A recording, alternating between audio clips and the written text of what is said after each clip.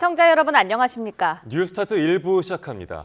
전북 군산에서 횡단보도를 건너던 50대 남매가 배달 오토바이에 치여 숨졌습니다. 영동고속도로에선 술에 취한 운전자가 차를 몰다가 앞 차량을 들이받는 아찔한 사고도 벌어졌습니다. 간밤 사건 사고 손효정 기자가 정리했습니다. 구급차가 멈춰서 있고 구급대원이 도로 위에 쓰러진 환자를 처치합니다. 어제 저녁 8시 40분쯤 전북 군산시 나운동 도로에서 50대 남매가 오토바이에 치이는 사고를 당했습니다. 20대 남성이 몰던 배달 오토바이가 횡단보도를 건너던 이들을 그대로 덮친 겁니다. 두 사람은 병원으로 옮겨졌지만 끝내 숨졌습니다. 경찰은 오토바이 운전자를 상대로 신호 위반 여부 등을 조사하고 있습니다. 2시간 뒤 영동고속도로에선 47살 A씨가 몰던 승용차가 앞서 달리던 다른 차량을 들이받았습니다. 사고 충격으로 피해 차량은 크게 파손됐지만 다행히 다친 사람은 없었습니다. 음주 측정 결과 A씨의 혈중 알코올 농도는 면허 취소 수준. 경찰은 A씨를 입건하고 함께 타고 있던 동승자에게도 음주운전 방조 혐의를 적용할지 검토하고 있습니다. 전북 김제에선 도로를 달리던 승용차가 트랙터와 부딪히는 사고가 났습니다. 60대 트랙터 운전자가 다쳤지만 생명에 지장은 없는 것으로 알려졌습니다. 경찰은 승용차 운전자를 안전운전 의무 위반 혐의로 입건해 조사하고 있습니다.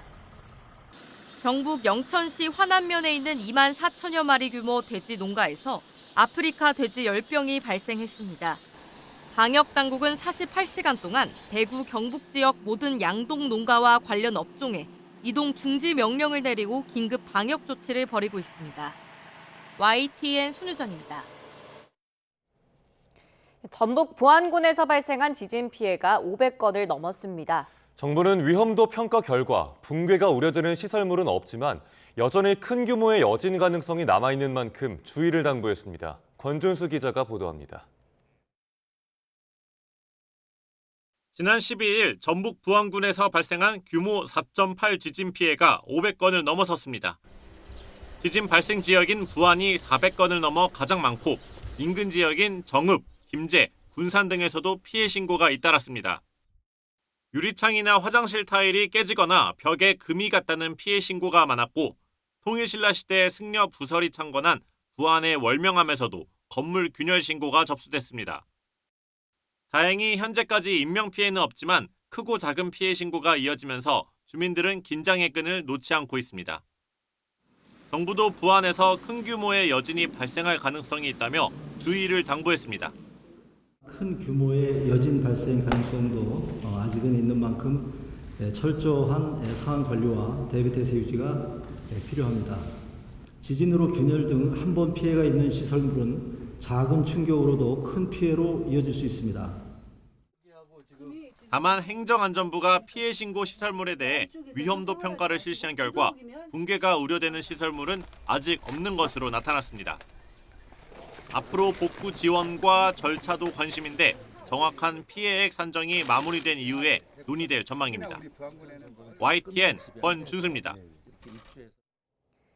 국민의힘은 더불어민주당 이재명 대표가 언론을 향해 검찰의 애완견이라고 발언한 것을 두고 언론을 비하하며 윽박지르는 모습까지 보였다며 전형적인 범죄자 모습이라고 맹비난했습니다. 윤희석 선임대변인은 논평에서 이 대표를 겨냥해 법치를 산산조각내고 언론을 길들이면서 권력을 동원해 감옥행을 피하려는 행태라며 이같이 말했습니다. 이어 이 대표 말대로 자신의 범죄 혐의가 정치 검찰의 조작에 의한 것이라면 당당하게 수사와 재판에 임하면 될 일이라고 강조했습니다. 더불어민주당은 이재명 대표에 대한 쌍방울 대북 송금 사건 추가 기소에 대해 이 대표 한 사람을 죽이기 위한 검찰이 벌인 희대의 조작 사건이라고 비판했습니다. 한민수 대변인은 국회 브리핑에서 증거를 왜곡하고 증거는 조작됐으며 소설에 가까운 혐의를 창작해 기소하고 있다며 이같이 말했습니다. 이어 지난 7일 선고된 이화영 전 경기도 부지사 재판을 보면 국가정보기관의 보고서는 배제되고 오히려 조폭 출신 사업가의 주장은 받아들여졌다면서 베일 속에 가려졌던 조작 수사의 꼬리가 드러나고 있다고 주장했습니다. 개원 3주차를 맞은 22대 국회는 원구성을 둘러싼 거대 양당의 극한 대치로 파행을 거듭하고 있습니다. 여당 자체 특위와 야당 단독의 국회 상임위로 둘로 쪼개진 채 평행선만 달리고 있는데 언제쯤 정상화가 될지 강민경 기자가 전해드립니다. 11명 상임위원장을 단독 선출한 민주당은 상임위 회의도 속도전을 펼치고 있습니다. 최상병 특검법과 방송 3법 등 쟁점 법안을 밀어붙이며 대여 압박 강도를 높이고 있는 겁니다. 의석을 정돈해 주시기 바랍니다. 법사위 열차는 항상 정시에 출발합니다. 국민의힘은 민생 현안을 챙기기 위한 자체 당 특위 16개를 만들면서 맞불을 놓았습니다. 종부세, 의료개혁, 동해심의 가스전 등 굵직굵직한 이슈를 다루며 물러서지 않고 있습니다. 책임 있는 집권 여당으로서 재정 세제 개편 특위 활동을 통하여 국민 여러분들이 바라시는 여야 합의로 이루어져야 할 의회 정치가 이례적으로 두 개의 국회로 나뉘어서 각자 도생하는 셈입니다. 하지만 국민의힘으로선 상임위에 참석하지 않는 한 실효적인 입법정책 성과를 낼 수 없고 민주당 또한 독주만으로는 국회 파행의 책임도 국민의 따가운 시선도 벗어날 수 없는 노릇입니다. 여당 몫으로 남겨진 7곳 상임위원장 선출을 두고 극적 타협을 요구하는 목소리가 커지는 배경인데 우원식 국회의장 측도 본회의를 강행하지 않고 일단 이번 달까지 협상의 시간을 갖겠다는 입장입니다. 물론 여야 간극은 좁혀지지 않고 있습니다. 월요일에는 꼭 본회의를 열어서 7개 상임위 구성을 완료할 수 있도록 해주시기를 거듭 요청드립니다. 민주당 박찬대 원내대표님께 원구성 협상을 주제로 국민 앞에서 공개 토론을 제안합니다. 일각에선 이번 달 말이나 다음 달 초쯤 여당이 자연스럽게 보이콧을 끝낼 거란 전망도 있습니다.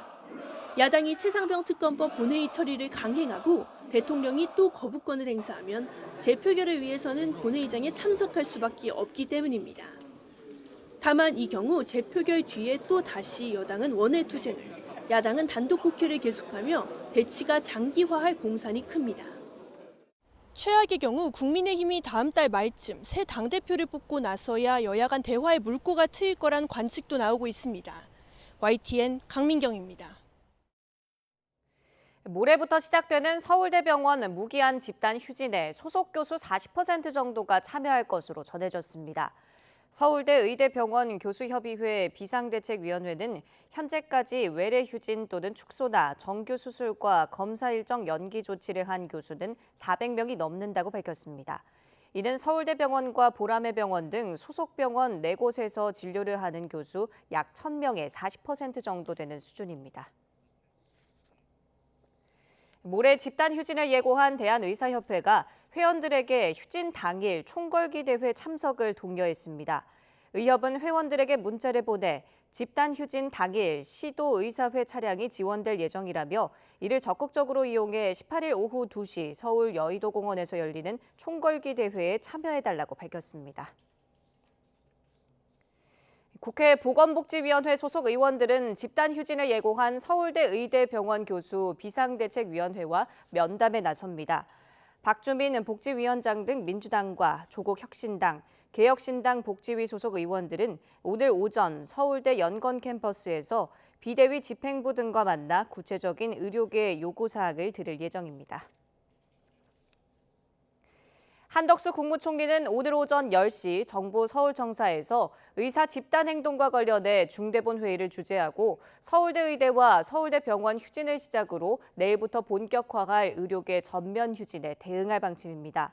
한 총리는 회의 전 모두 발언에서 의사단체들의 휴진 계획 철회와 전공의들의 복귀를 재차 촉구하고 대한아동병원협회 등 휴진 불참을 선언한 의료진들에 대해서는 격려를 이어갈 것으로 보입니다.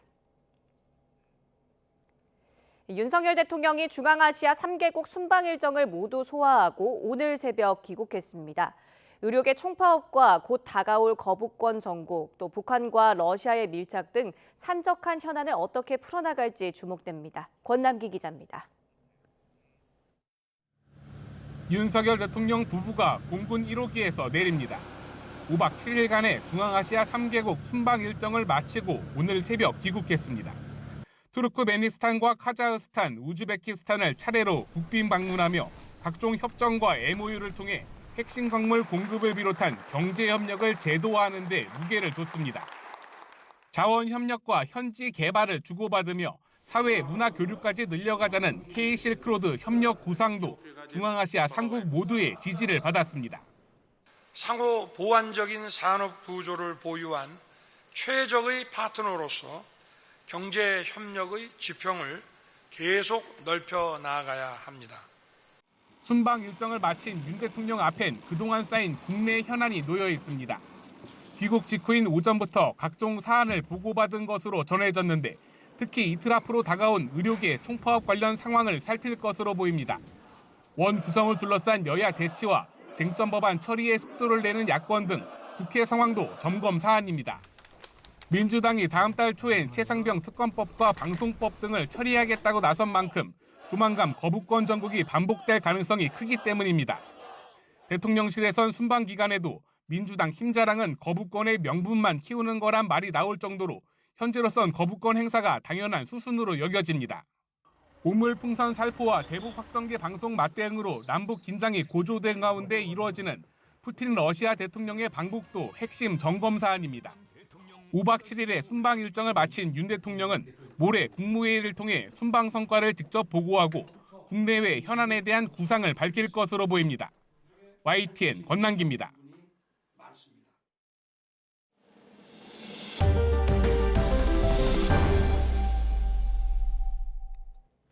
북한 함경남도에 있는 신포조선소에서 북한이 주장하는 전술핵 공격 잠수함 등 잠수함 관련 활동이 활발해졌다는 분석이 나왔습니다. 이 때문에 잠수함 발사 탄도미사일 SLBM의 시험 발사 가능성이 제기되는데 북한이 공언한 국방력 발전 계획대로 추가 위협도 잇따를 걸로 전망됩니다. 김문경 기자가 보도합니다. 지난해 9월 북한이 수중 핵공격이 가능하다며 공개한 잠수함인 김군옥 영웅함입니다. 미국 핵추진 잠수함 전력에 대항하기 위한 것이라며 진수식을 열었고 김정은 국무위원장의 연설도 공개됐습니다. 핵공격 잠수함이라는 수단이 이제는 파렴치한 원수들을 공포에 질리게 하는 위협적인 우리의 힘을 상징하게 되고 진정 우리 인민 모두가 반길 경사가 아닐 수 없습니다. 이에 미국 군사매체가 발사관 10개를 가진 특이한 구조를 두고 프랑켄슈타인 같다며 혹평했고 우리 군도 정상적으로 운용할 수 있는 모습은 아니라고 판단했는데 실제로 발사 시험을 보여준 적도 없습니다. 이런 가운데 이상 징후가 포착됐습니다. 미국의 싱크탱크인 CSIS 산하의 북한 전문 사이트가 최근 5주 동안 북한 신포조선소에서 김군옥 영웅함을 비롯한 잠수함 관련 활동이 이례적으로 증가했다고 분석했습니다. 그러면서 올 여름 안에 잠수함 발사 탄도미사일 SLBM 또는 잠수함 발사 순항미사일 SLCM의 해상 실험을 준비하고 있을 가능성이 있다고 밝혔습니다. 또 이 함정들의 활동과 성공 여부가 앞으로 북한의 잠수함 기술과 SLBM의 운용에 큰 영향을 미칠 것이라는 전망을 내놨습니다. 김정은의 중요한 과업 중에 하나이기 때문에 그건 언제라도 반드시 할 것이다. 저는 그렇게 보고 있고 푸틴의 방북에 예정돼 있기 때문에 방북 일정 때 아마 하기보다는 그걸 지나서 북한 김여정 노동당 부부장은 오물풍선 살포 이후 우리 군의 대북 확성기에 맞서 새로운 대응을 보게 될 것이라고 위협했는데 이와 관련이 있는지도 주목되고 있습니다. YTN 김문경입니다. 이번 주 초 푸틴 러시아 대통령이 북한을 방문할 걸로 알려진 기간에 한중 외교 국방당국은 서울에서 회동합니다. 치열한 외교전이 펼쳐질 걸로 예상되는데 한중 양국이 안보 문제에 대해 한 목소리를 내는 건 쉽지 않을 수 있다는 관측이 나옵니다. 조수연 기자가 보도합니다. 한중 양국이 이번 주 서울에서 외교안보 전략대화를 개최합니다. 외교부와 국방부가 참여하는 이 협의체는 2013년과 2015년 국장급으로 개최됐는데 이번에 처음으로 차관급으로 격상됐습니다. 공교롭게 푸틴 러시아 대통령의 방북이 예상되는 주간에 열리게 돼 논의 결과가 주목됩니다. 무엇보다 상호 이해 증진이라는 원론적인 수준에서 공감대를 형성할 것으로 예상되지만 북핵 문제나 북러 군사협력에 대해서는 간극을 좁히기가 쉽지 않아 보입니다. 중국은 북러 군사 밀착에 대해서 중국과는 상관없다는 태도로 임할 가능성이 좀 높다고 생각하고요. 저희 입장에서는 북러 밀착이 한미일 안보 협력이나 한미 동맹 강화로 이어질 수 있다는 것을 부각시켜야 중국의 역할을 유도할 수 있지 않을까. 미중 갈등 속에 있는 중국은 북한과 우호 관계를 유지하고 있지만 최근 이상 기류도 감지되고 있습니다. 북한은 지난달 한일중 정상회의 공동선언에서 한반도 비핵화가 거론되자 크게 반발했고 북중러 연대와 거리를 두려는 중국의 태도에도 불만을 표출해왔습니다. 반면 중국은 우리와는 관계 개선을 모색하고 있는데 이런 미묘한 역학관계가 이번 논의에서 어떤 결과로 이어질지가 관심입니다. 한국과 중국, 북한과 러시아가 외교 접촉을 통해 서로를 견제하고 자극하는 메시지가 나올지 안보 문제를 둘러싼 외교전이 치열해질 전망입니다. YTN 조수연입니다. 북한이 김정은 국무위원장의 역점 사업인 지방발전 20승10 정책 추진을 기술적으로 뒷받침할 조직을 각지에 파견했습니다. 북한 관영 매체 조선중앙통신은 어제 보도에서 당의 지방발전 20승10 정책 관철을 위해 2월 17일 과학자 기술자 돌격대가 조직돼 활동을 개시했다고 밝혔습니다. 이들은 북한 명문대학과 연구기관 소속 과학자와 기술자 등으로 꾸려진 전문가 그룹으로 요사시 공장과 기업소, 건설 현장 등에서 기술적 문제에 대응하는 역할을 하게 됩니다. 2년 넘게 전쟁이 계속되고 있는 우크라이나의 평화 수립 방안을 논의하는 정상회의가 막을 올렸습니다. 젤렌스키 우크라이나 대통령은 역사가 만들어질 거라고 자신했지만 전쟁 당사국인 러시아와 러시아의 우방인 중국이 불참해 의미 있는 성과가 나올지는 의문입니다. 김도원 기자입니다. 세계 50여 개국 정상급 인사가 스위스 비르겐슈톡에 모였습니다. 우크라이나 상황을 논의하기 위해 처음으로 열린 평화 정상회의입니다. 모두 100개 나라와 국제기구가 대표를 파견한 이번 회의에서 국제적 지지를 모아 러시아에 대한 협상력을 높이겠다는 게 우크라이나의 구상입니다. And everything that will be agreed upon at the summit today will be part of the peacemaking process that we all need. I believe that we will witness history being made here at the summit. 애써 결연한 의지를 다졌지만 이번 정상회의의 전망은 그리 밝지 않습니다. 해리스 부통령이 대신 오긴 했지만 우크라이나로서는 바이든 미국 대통령의 불참이 뼈아픕니다. 교전 상대인 러시아가 참여하지 않은 데다 러시아에 큰 영향력을 행사하는 중국이 빠진 것도 성과를 기대하기 힘든 이유입니다. 참가국을 늘리려다 보니 이번 회의에서는 식량 안보, 전쟁 포로 석방 등 비교적 무난한 내용만 다루게 됐습니다. 러시아군 철수, 평화조약 체결 등 실질적인 항목은 테이블에 올리지도 못했습니다. 전날 우크라이나의 4개 지역 포기 등 독자적인 종전 조건을 내놨던 푸틴 러시아 대통령은 이번 회의의 의미를 깎아내렸습니다. То, что предлагают устроители встречи в Швейцарии, лишь еще одна уловка, чтобы отвлечь всеобщее внимание, поменять местами причину и следствие украинского кризиса. 정상회의는 이틀 동안 진행된 뒤 최종 선언문을 발표하고 마무리될 예정입니다. 젤렌스키 대통령은 지난달 윤석열 대통령도 초청했는데 우리나라에선 방기선 국무조정실장이 참석했습니다. YTN 김도원입니다. 러시아가 에너지 관련 시설을 집중적으로 공격하면서 우크라이나는 전력 부족에 시달리고 있습니다. 벌써부터 다가올 겨울이 걱정일 만큼 심각한 상황인데요. 이미 우크라이나 사람들에게 어둠은 일상이 돼버렸습니다. 권영희 기자입니다. 어두운 마트에서 사람들이 쇼핑에 한창입니다. 이런 상황이 익숙한 듯 여유롭게 매장을 돌아다니며 물건을 고릅니다. 아웃도어 장비 매장도 전기가 끊겼습니다. 휴대전화, 손전등을 이용해 마음에 드는 상품을 찾습니다. 가게 주인들도 이제 당황하지 않습니다. Тільки вимикається світло, ми вмикаємо генератор, в нас є зарядні станції, і, в принципі, робота на там хвилин на 5, можливо, тільки заминка є. 캄캄한 커피숍에서도 언제나처럼 주문을 하고 컴퓨터 작업을 하고 반려동물과 시간을 보냅니다. Кількість відвідувачів зменшилась, по-друге, Ми ще не придбали генератор, і ми не можемо там постійно генерувати електроенергію. Але навіть якби і могли, то це додаткове вкладення в цю звичайну інфраструктуру. 2개월 된 아이를 안고 엘리베이터가 멈춘 아파트 12층을 계단으로 오릅니다. 전기가 없어 고층으로 물을 끌어올리는 펌프를 쓰지 못해 물이 부족한 것도 큰 문제입니다. Я рахую, що все одно у нас не найгірша ситуація, а єдине, що от з дитиною це сильно ускладнює реальність. 러시아는 개전 초기부터 에너지 관련 시설에 대한 공격에 집중했습니다. 최근 들어선 상황이 더 나빠졌습니다. 우크라이나 의회는 올겨울엔 하루 10시간 정전을 해야 할 수도 있다고 밝혔습니다. 어둠은 이제 일상이 돼버렸습니다.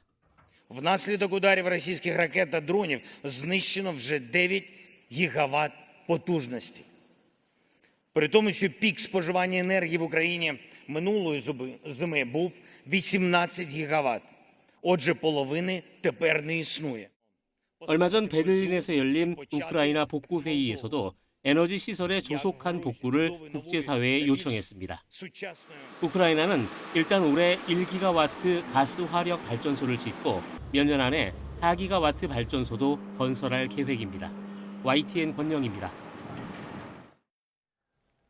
이런 가운데 미국 정부가 우크라이나의 에너지 인프라 복구 등을 위해 15억 달러, 우리 돈으로 2조 원 이상을 지원하기로 했습니다. 카멀라 해리스 부통령은 현지 시간 15일 스위스에서 개막한 우크라이나 평화 정상회의에 참석해 이러한 계획을 발표했습니다.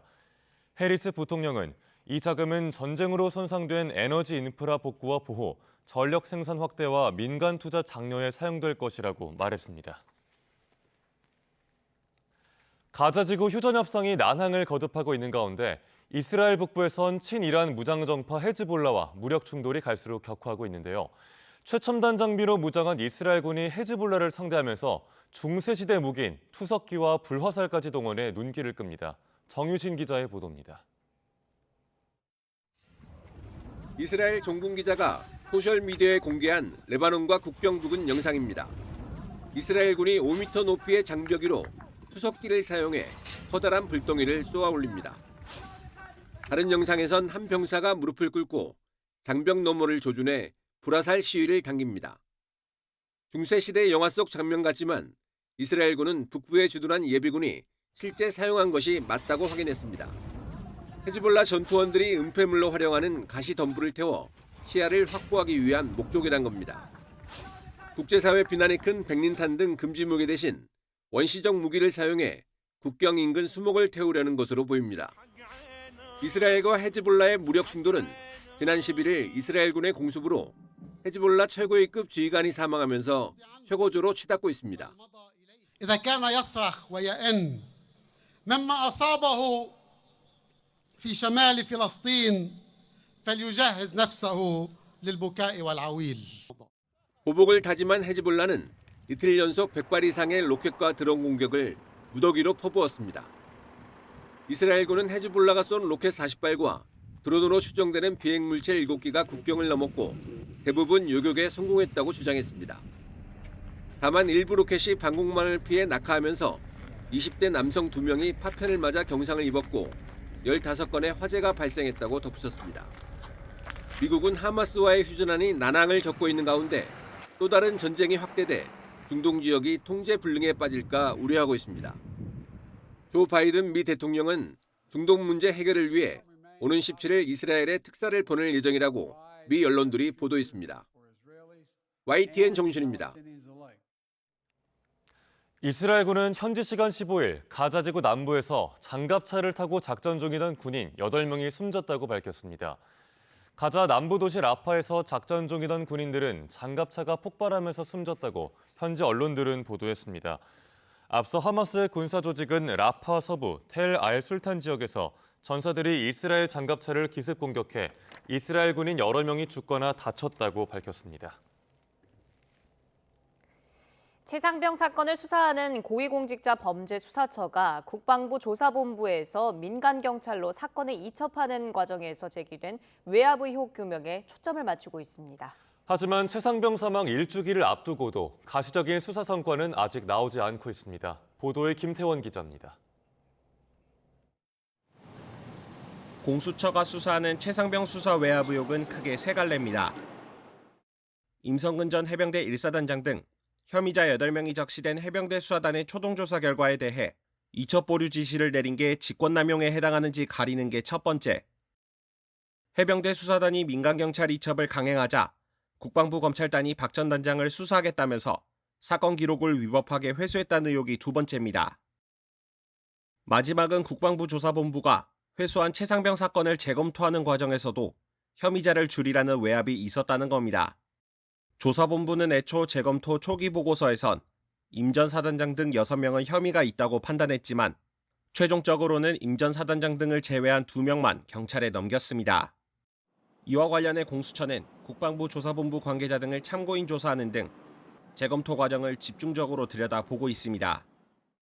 임 전 사단장을 혐의자로 명시할 수는 없지만 어떻게든 수사해달라는 취지를 이첩 서류에 담았다는 조사본부 관계자 진술을 공수처가 확보한 것으로 알려지기도 했습니다.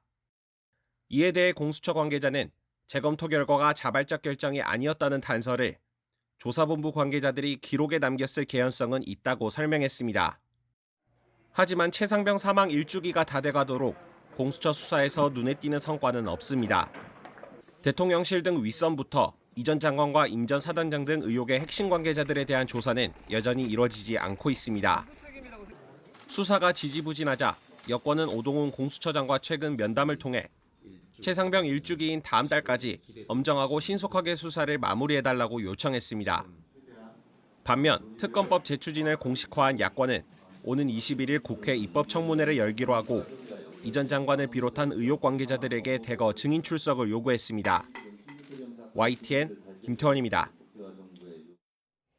재작년 12월 차량 급발진 의심 사고로 이도현 군이 숨진 사건과 관련해 유족 측이 제조물 책임법 개정, 이른바 도현이법 제정을 거듭 촉구하고 나섰습니다.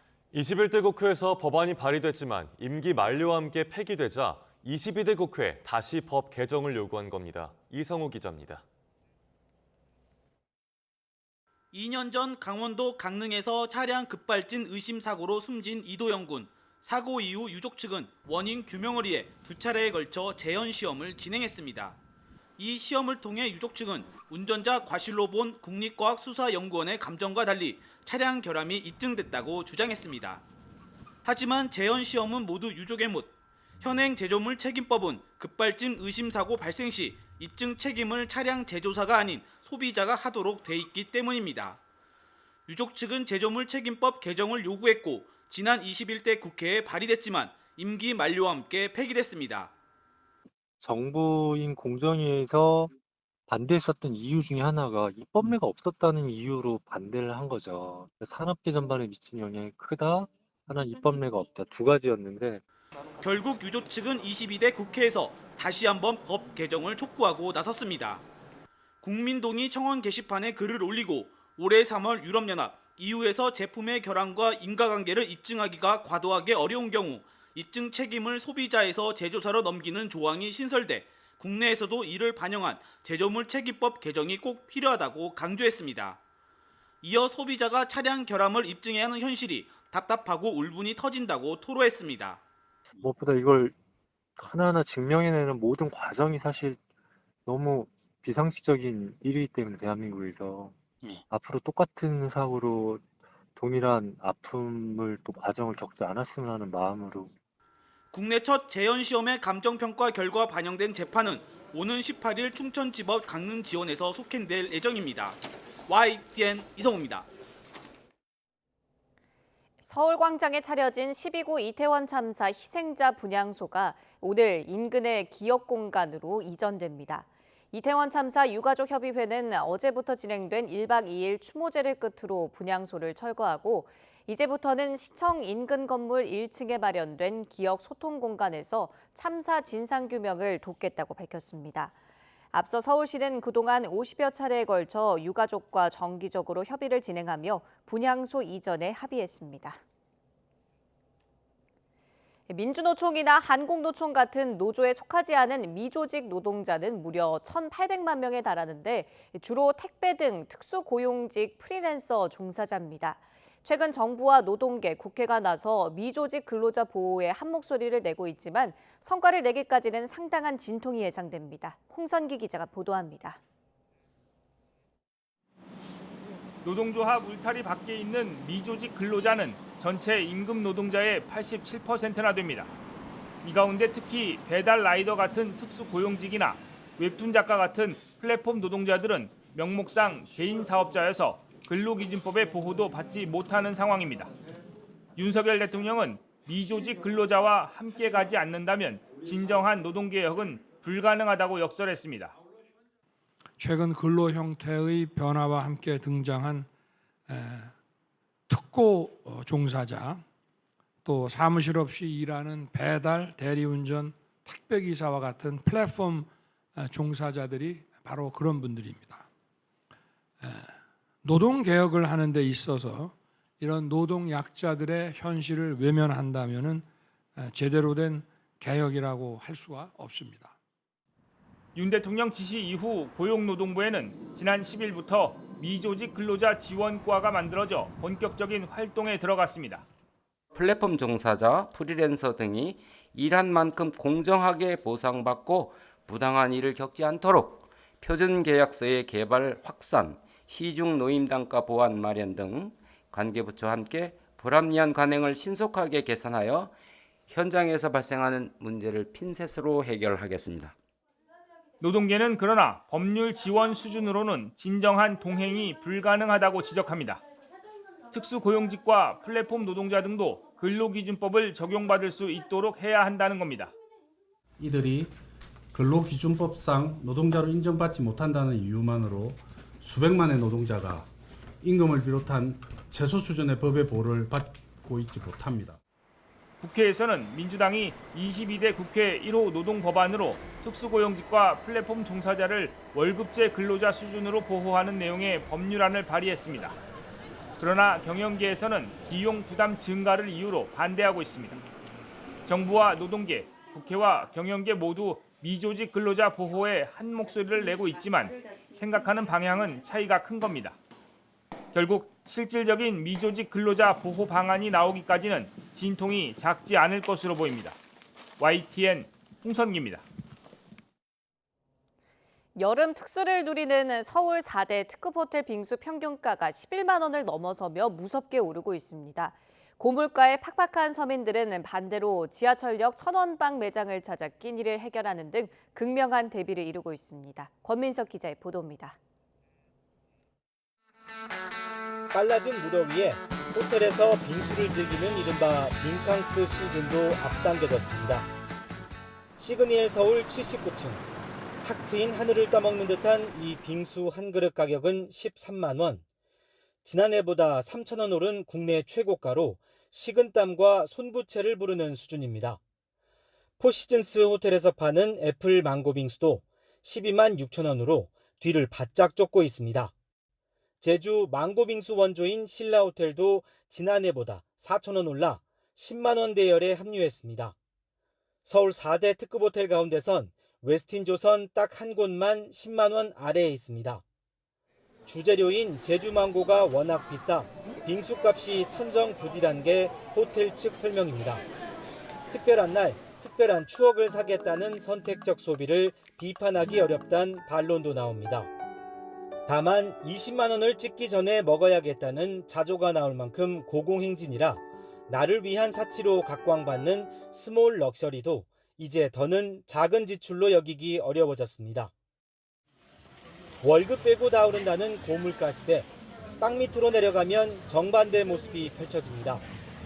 지하철역에서 흔히 볼 수 있는 천원빵 매장엔 지갑 홀쭉한 시민들 관심과 발길이 급증했습니다. 만원짜리 한 장으론 버거운 점심 걱정에 매일 집밥 도시락을 싼다는 SNS 인증도 본물입니다. 메뉴판 가격을 안 보고 시키는 사람이 성공한 자란 씁쓸한 시대상 속에 소비 패턴의 양극화도 하늘과 땅 차이로 벌어졌습니다. YTN 권민석입니다.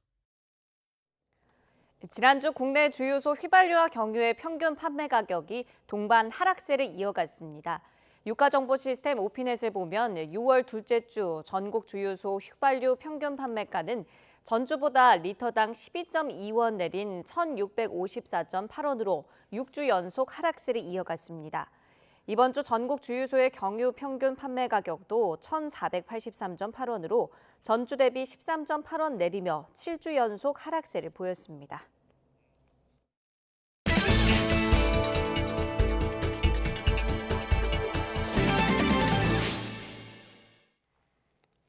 지진과 같은 자연재해 건물이 무너지면 피해 규모는 기하급수적으로 늘어나게 되는데요.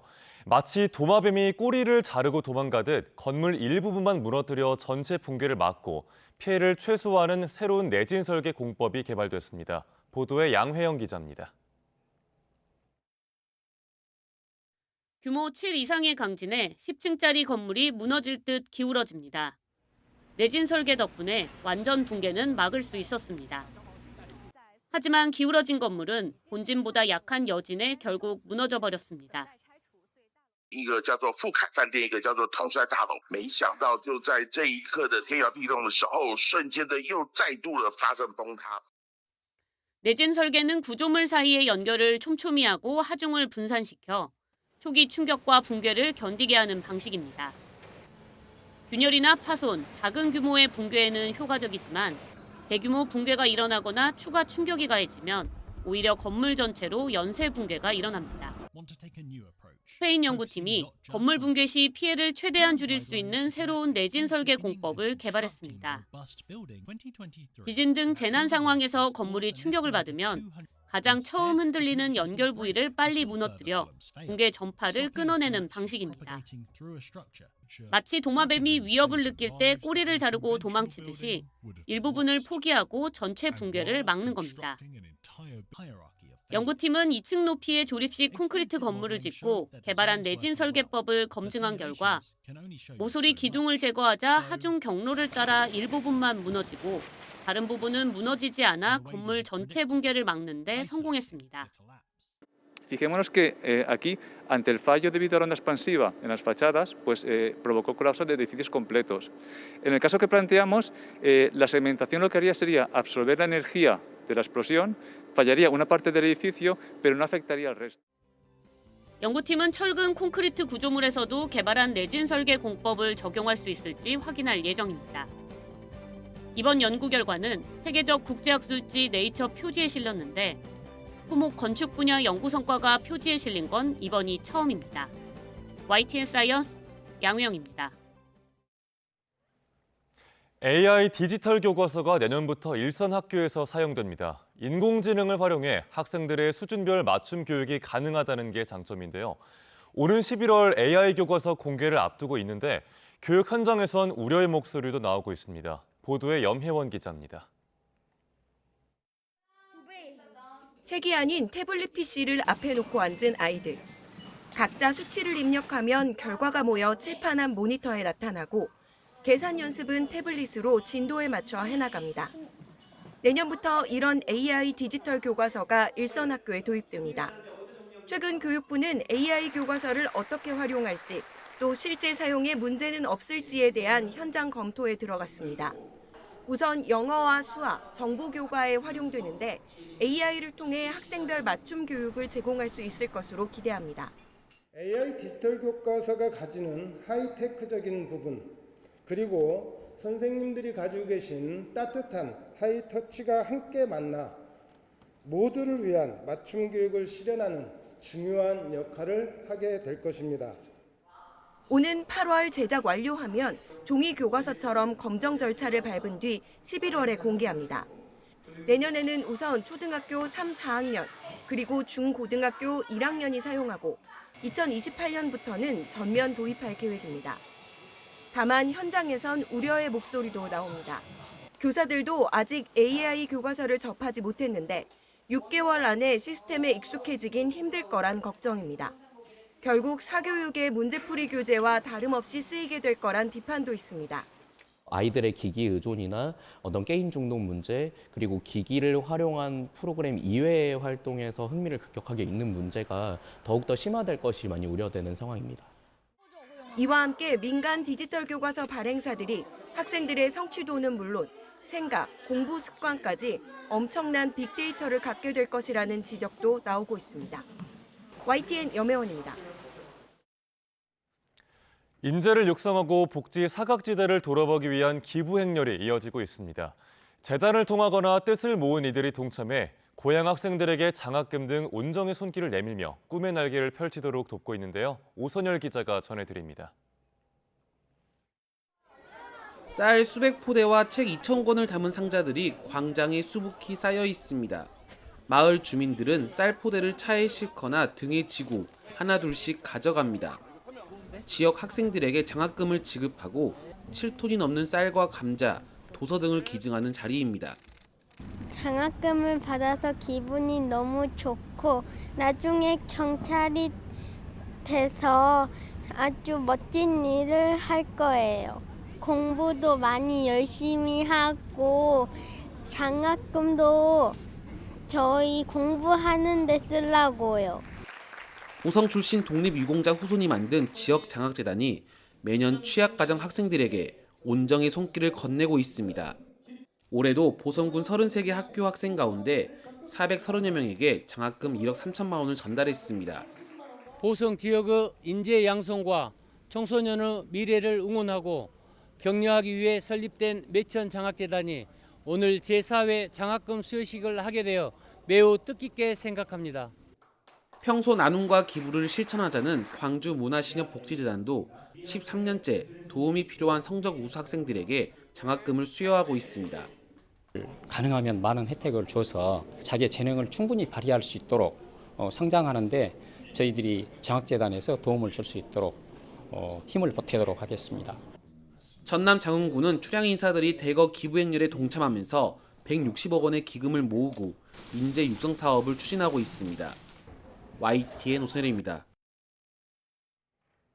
지난해 갈등과 논란 끝에 철거된 영화관이 있습니다. 국내에서 가장 오래된 단관극장인 강원도 원주 아카데미 극장인데요. 보존을 주장해온 시민단체가 철거 과정에서도 자치단체 위법이 드러났다고 주장하면서 갈등이 이어지고 있습니다. 홍성욱 기자입니다. 지난해 철거 직전 원주 아카데미 극장.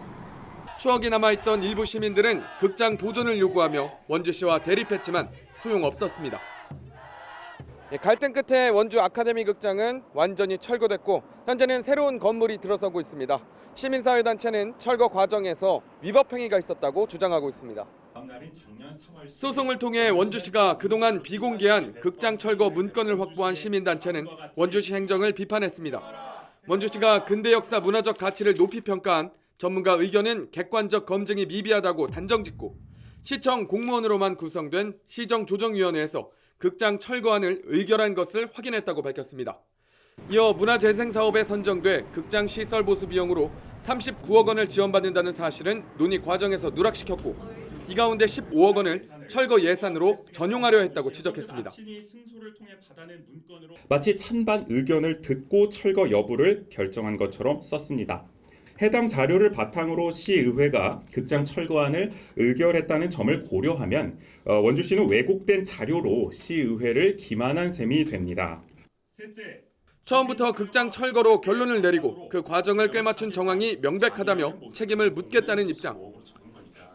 반면 원주시는 여론 수렴을 거쳤고 위법 행위도 없었다며 시민단체 주장은 억측이라고 반박했습니다. 앞서 극장 보존을 주장한 시민단체는 강제 철거 작업을 무단으로 자행하고 문화재 환경평가도 하지 않았다며 직권남용 권리행사 방해 혐의로 원강스 원주시장 등 관련자 9명을 경찰에 고발했습니다. YTN 홍석입니다.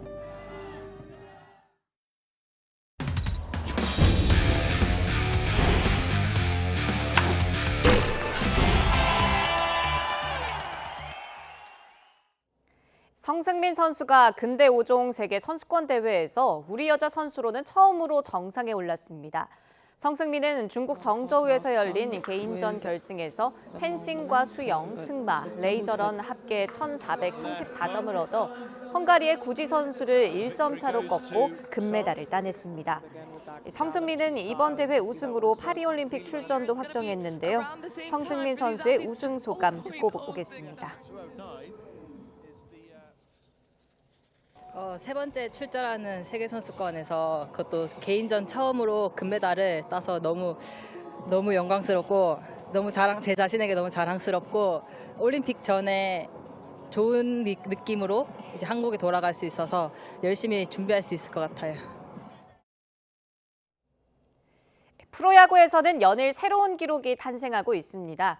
안타기계 NC의 손아섭이 역대 두 번째로 2,500안타 고지를 밟고 통산 최다 안타 기록도 눈앞에 뒀습니다.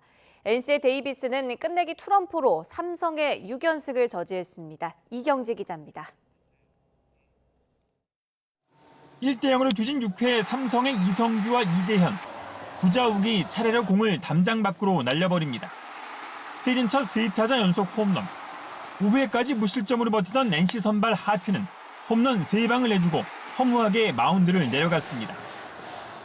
NC는 7회에 반격했습니다. 손아섭의 오른쪽 담장을 넘겨 통산 2,500안타를 달성했습니다. 은퇴한 박용택의 통산 최다 안타 기록에도 4개 차로 따라붙었습니다. 저희가 지고 있는 상황에서 조금이나마 따라갈 수 있는 그런 점수를 낸 것 같아서 그런 부분은 의미가 있고요. 하여튼 지금 이게 끝이 아니기 때문에 앞으로 계속해서 더 많이 칠 수 있도록 하겠습니다. 경기를 지배한 건 데이비슨이었습니다. 7회 4대3에서 동점포를 쏘올리더니 4대4로 맞선 9회 말엔 140m짜리 대형 투런 홈런으로 경기를 끝내고 잘 나가던 삼성의 6연승을 가로막았습니다. 롯데는 역전에 역전을 거듭한 LG와의 4시간 55분 혈투에서 9회 나승엽의 결승타를 앞세워 9대8로 승리했습니다. 정보근이 4회와 7회 홈런 2방을 날렸고 박승국은 6대7로 역전당한 8회 재역전 투런포를 터뜨렸습니다. 하루 차이로 30승 고지에 올랐던 두산과 기아는 나란히 40승에 선착했습니다. 두산은 8회 김기현의 2타점 적시타를 앞세워 키움을 4대1로 꺾고 키움전 6연승, 최근 3연승을 달리며 2위로 올라섰습니다. 기아는 5회 소크라테스의 결승타로 KT를 2대1로 꺾고 선두를 지켰습니다. SSG는 신인 박지원과 고명준이 나란히 3안타 2타점씩을 기록하며 한화를 9대1로 물리치고 3연승을 달렸습니다. YTN 이경재입니다. 프로축구 K리그1 대전의 황선홍 감독이 복귀전에서 포항과 무승부를 기록했습니다. 대전은 포항 원정 경기에서 전반 14분 이동희의 자책골로 선취점을 뽑았지만 10분 만에 허용준의 동점골을 내줘 1대1로 비겼습니다. 대전은 10위로 올라섰고 포항은 3위에 머물렀습니다. 강원은 유인수와 야고, 양민혁이 한 골씩을 터뜨려 수원FC를 3대1로 꺾고 5연승을 달리며 선두로 뛰어올랐습니다. 광주는 후반 박태준과 엄지성의 연속골에 힘입어 김천의 2대0으로 승리했습니다.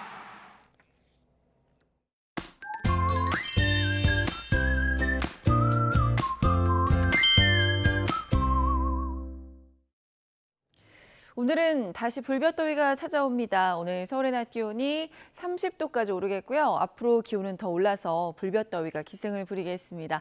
더위 대비 잘 해주시기 바랍니다. 한편 오전까지는 안개를 유의해야 합니다. 가시거리가 1km 안팎으로 짧으니까요. 안전운전 해주시길 바랍니다. 오늘 오전부터는 전국이 점차 맑아지겠고요. 낮 동안 자외선도 강하겠습니다. 볕이 강한 오후 시간에는 될 수 있으면 야외 활동을 자제해 주시길 바랍니다. 현재의 기온 살펴보도록 하겠습니다. 현재 서울이 20도, 청주가 21.1도, 대구가 21.7도고요. 낮 기온은 서울이 30도, 청주, 대전 30도, 대구 31도까지 오를 것으로 보입니다. 날씨였습니다. 뉴스타트 1부 마칩니다. 잠시 후 5시 50분 2부에서 뵙겠습니다.